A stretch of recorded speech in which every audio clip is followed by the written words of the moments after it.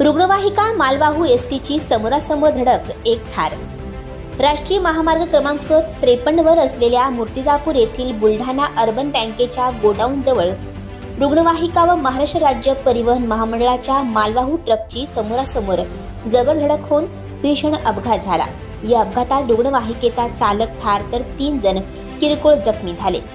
शिरूर पुणे येथील रुग्णवाहिकेत बिहार येथील मृतदेह शिरूर येथून बिहार येथे पोहोचवून रुग्णवाहिका क्रमांक MH04 FK 5624 ने परत शिरूरकडे जात असताना समोरून महाराष्ट्र राज्य परिवहन महामंडळाच्या मालवाहू ट्रक क्रमांक MH40N 8463 च्या चालकाने मालवाहू एसटी भरधाव वेगाने व निष्काळजीपणे चालवून समोरून येणाऱ्या रुग्णवाहिकेला जबर धडक दिली.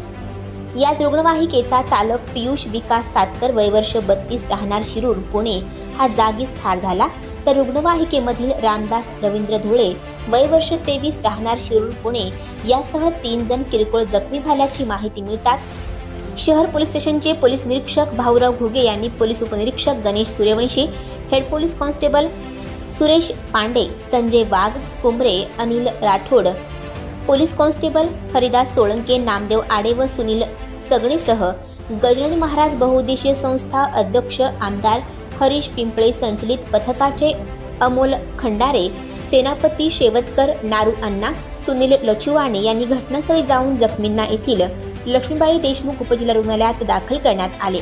पुढील तपास मूर्तिजापूर शहर पोलीस स्टेशन करीत आहे. आणखी नवनवीन व्हिडिओ पाहण्यासाठी आत्ताच आमच्या इंडिया स्टार वन न्यूज चॅनलला सबस्क्राईब करा, लाईक करा, शेअर करा. Bureau report, India star one news, Murtijapur, Akola.